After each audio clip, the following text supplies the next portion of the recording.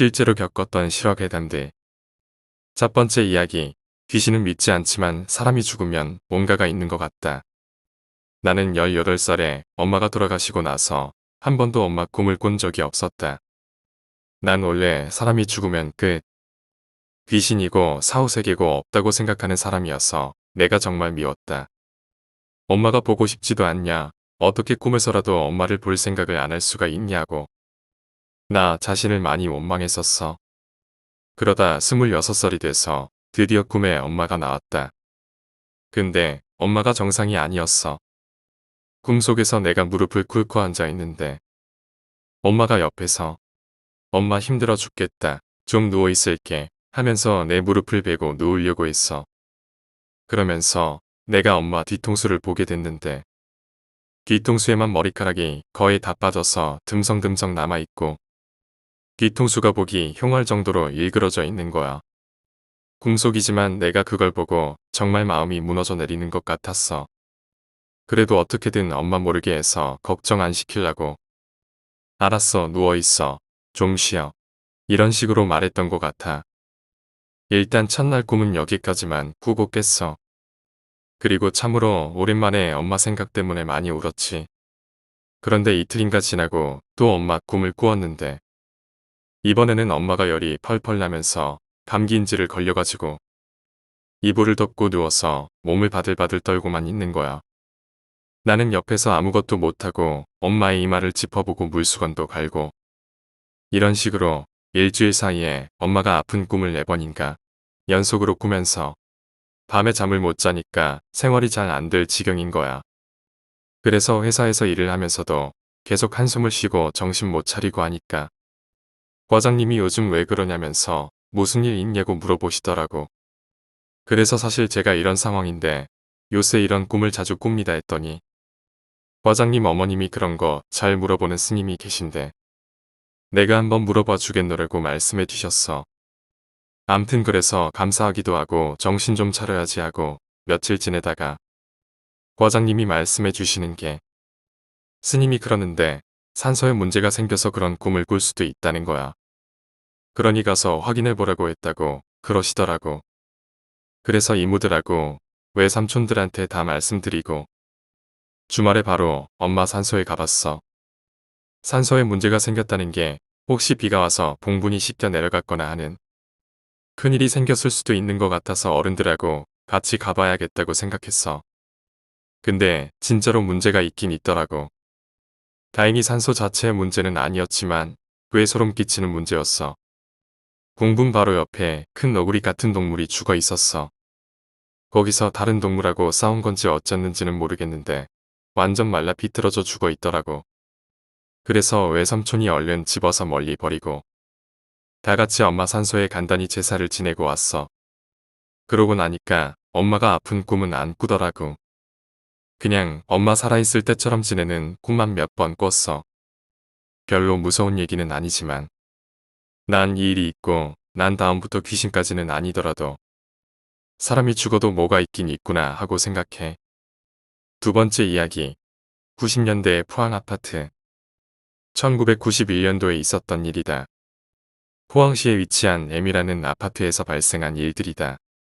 아파트 이름을 지금 밝힐 수 없는 건 여기서 그 이름을 댄다면 그때의 일을 애써 진정시키고 살아가는 그 주민들의 반발이 일어날 것이 분명하기 때문에 이니셜로 표현한다. M아파트는 시공 때부터 심상찮은 일들이 많이 일어났었다. 착공에 들어가 완공이 될 때까지 여기서 일하던 인부를 포함하여 그곳에서 놀던 아이들까지 10여 명이 죽어나갔다. 공사장에서 사고로 죽는 것은 당연한 일일 수가 있겠지만 이들은 그곳에서 사고로 죽은 것이 아니다. 모두가 같은 장소에서 이상한 여자와 만난 후 며칠을 못 넘기고 죽고 만 것이다. 사인을 보면 어른 아이 할 것 없이 모두가 심장마비였다. 가족의 말을 인용하면 이들은 하나같이 그 여자가 이런 행동을 했다는 것이다. 나는 어디에 사는데 당신은 어디 살죠? 만나서 반가웠어요. 이렇게 인사를 하곤 돌아갔다고 한다. 그리곤 그 여인을 만난 후론 길어야 3일을 못 견디고 전부 눈을 감았다는 것이었다. 하여튼 그런 일이 발생하였지만 가족들 외엔 남들에겐 큰 관심거리가 되지 않았고 공사는 계속 진행되었다. 1년여가 지나고 M아파트는 27개동이 드디어 탄생되었다. 사람들은 위치가 좋고 돈이 된다는 이유로 앞다퉈 입주를 시작하였고 분양 이틀 만에 모든 입주자가 결정되었다. 그렇게 모두들 입주를 하였고 이곳에서의 이상한 사망 사건은 그들의 뇌리에서 없어지고 있었다. 그렇게 3개월 정도가 지났을까? 이상한 일이 일어났던 곳. 즉 12동에서 이상한 죽음의 그림자가 내비쳐지기 시작한 것이다. 의문의 죽음 첫 번째. 1401호에 사는 신혼부부 중 남편. 맞벌이를 하는 이 신혼부부는 아침마다 둘이서 조깅을 했다. 그날도 어김없이 새벽 조깅을 나갔고 코스는 매일 달리던 뒷산 등산로였다. 다정하게 둘이서 얘기를 주고받으며 뛰고 있는데 남편이 갑자기 그 자리에 서버린 것이 아닌가. 속도를 못 맞춘 아내는 10여 미터를 더 달려나가더니 멈춰서게 되었고 남편이 있는 곳으로 고개를 돌려보니 남편이 혼자서 중얼거리고 있는 것이 아닌가. 아내는 저 사람이 왜 저래 그러면서 남편 앞으로 다가갔을 때 남편은 방긋 웃으면서 허공에 대고 가볍게 목례를 하더니 다시 뛰는 것이 아닌가.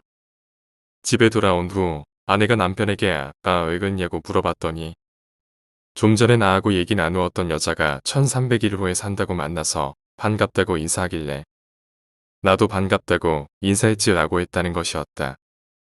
그러자 아내는 무슨 소리냐. 거기에 무슨 여자가 있었으며 누구랑 대화했단 말이야. 혼자 중얼대어 놓고 아침부터 정신을 못 차린다며 바가지를 긁었다는 것이었다.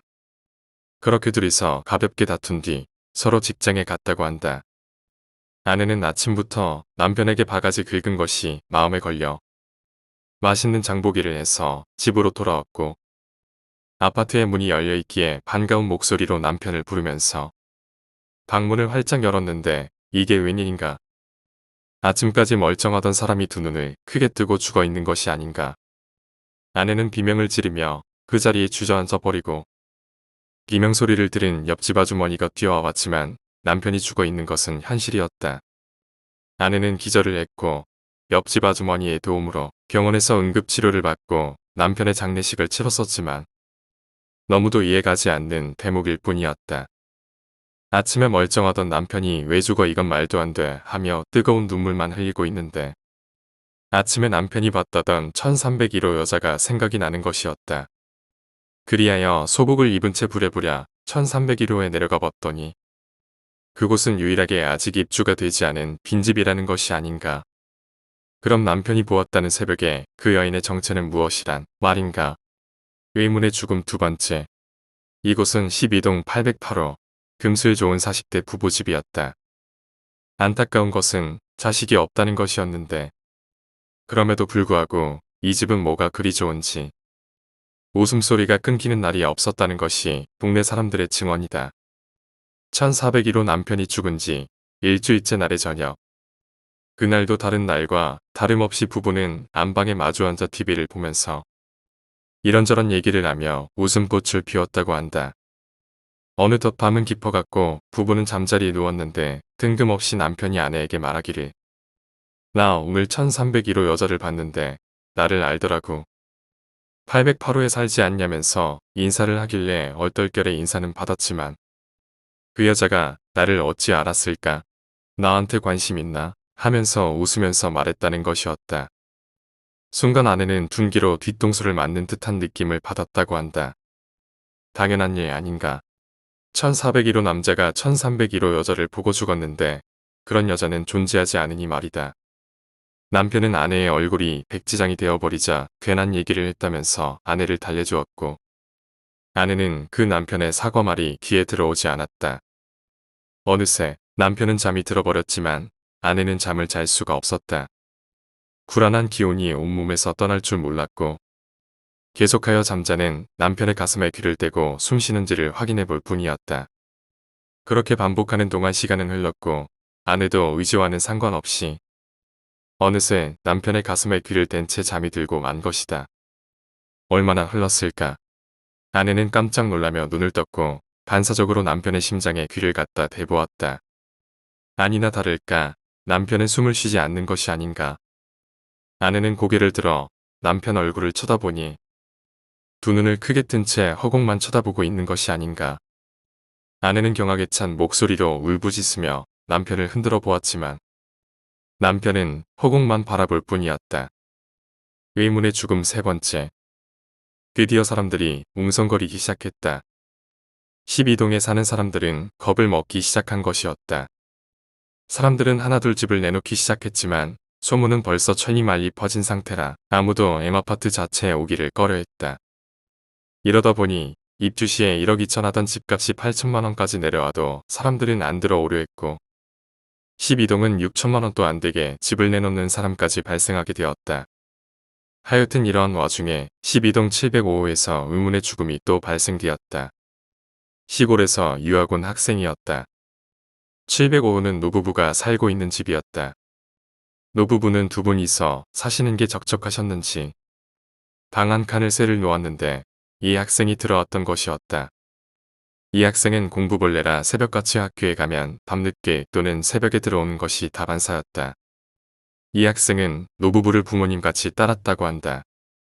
노인들이 잠이 없는 걸 알고는 조금 일찍 들어오는 날에는 노부부를 위해 노래도 불러주고 식사도 해주고 하는 그런 학생이었다고 한다. 물론 노부도 이 학생을 자식처럼 때론 손자처럼 귀여워해 주었고 시간 날 때마다 말동무를 해주었다고 한다. 시골에서 올라온 터라 포항지리도 모를 뿐더러 아는 사람이 없으니 이 학생에게도 포항이라는 낯선 곳에서 노부부는 부모님이자 친구였던 것이었다. 이곳에서 의문의 죽음이 나돌자 노부부는 언제나 늦게 다니는 이 학생을 걱정하였다고 한다. 깡패 조심, 차 조심하라고 입에 달고 다니셨는데 의문의 죽음이 생기고부터는 낯선 여인을 조심하라고 내내 당부하셨다고 한다. 학생은 그런 건 믿을게 못 된다며 걱정 마시고 할아버지 할머니나 건강 조심하라고 되려 당부를 했다고 한다. 그러던 어느 날 808호 남자가 죽은 지 열흘이 채 안 되었을 무렵 학생이 새파랗게 질려 집으로 뛰어들어왔다고 한다. 다짜고짜 이 학생은 1301호 여자를 보았다며 나 죽는 거 아니냐며 울고불며 난리가 났다는 것이었다.